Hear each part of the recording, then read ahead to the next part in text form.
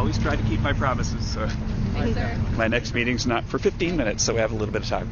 With regards to the retirement plan, Uh-huh. trying to get $1,000 from the federal government, the Treasury Secretary said we need to be overnight that you could do that through reconciliation, but is that realistic? Well, we believe that the retirement account is something that we've been working closely with Treasury on, and it's something that can be stood up right away. And but in the end, the Savers Match program, which was passed in 2022 and begins in 2027, needed to be completely revamped so that it would actually work. And that's something that our team has been working on closely with Treasury. I think that all of us intend, in the fullness of time, to expand that program so that it affects everybody the President talked about last night. Sir, can you tell us, Director, thanks to the Biden administration, Excuse me? thanks to the Biden administration, millions of families are locked outside of the housing market right now. If the Fed cuts 150 basis points like the President wants, will that meaningfully spark the housing sector, and do you think it will bring down mortgage rates?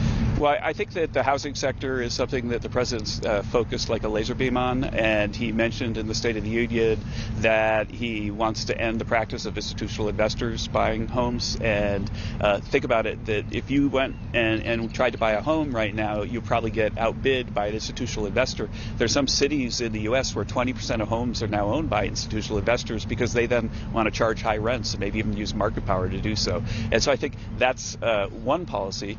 We've already reduced mortgage costs by about $4,000 per family this year, and I think that one of the ways you do that is you create a circumstance where mortgage rates could go down through prudent Fannie and Freddie policy, which we get from Bill Pulte, but also by managing the deficit.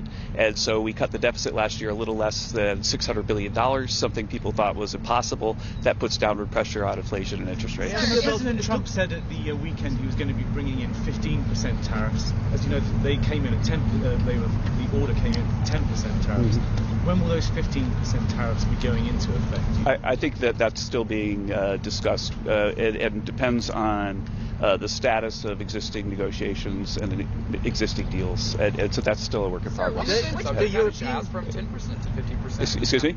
I just wanted to ask on a similar subject, the 10% initially to the 15%. What went into the thinking there to elevate the tariffs from the 10% initially to that 15%? We'll see when the final announcement's made. I'm sure it'll be clarified. The Europeans are coming back to the table to renegotiate the EU. You should talk to Jameson Greer about that. So you're not hearing anything about countries wanting to. I'm not the negotiator. That's the USTR's job.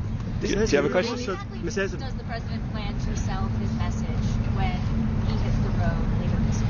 Well, I think that the reviews of the State of the Union address have been through the roof, and I think they should be. That he both mentioned really impressive accomplishments that have lifted real incomes by $1,400. He had us put out at the whitehouse.gov website fact checks for everything that he said in the speech, so that not only do we have lots of great news to brag about, but we also documented it.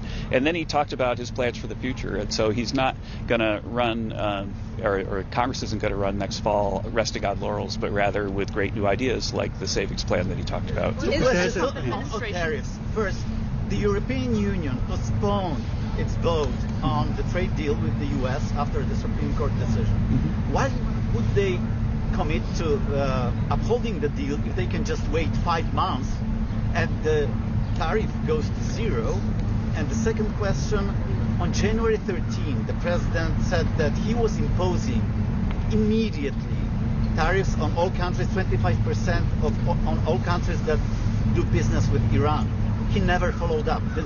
Nothing happened. Well, there are negotiations still going on right now on that matter. And remember that when President had the team plan for the tariff agenda, that he made sure that there were backup plans and backup plans for backup plans should the Supreme Court, which we disagree but respect the ruling, but should the Supreme Court toss out the tariffs, then we've got 301s and the 122s and other things, so that the tariffs are not going back to zero. That's not going to happen. Is there a political will in the White House to get a second reconciliation bill with more tax cuts? Is that a thing that the White House wants to do? It's something that is being discussed right now. Sorry, one more international question. You hosted Transatlantic Gas Security Summit earlier this week. We have seen results from participating countries. What is the U.S.'s perspective? What are you committing to? I'm sorry, I didn't understand. Transatlantic Gas Security Summit. You hosted with Baltics and some other. Yeah, What that is was the U.S.'s commitment? that was a Chris Wright thing, so you should talk to him about it. Okay, thanks everybody. Do you think the administration is doing enough to assuage people's concerns? What about this?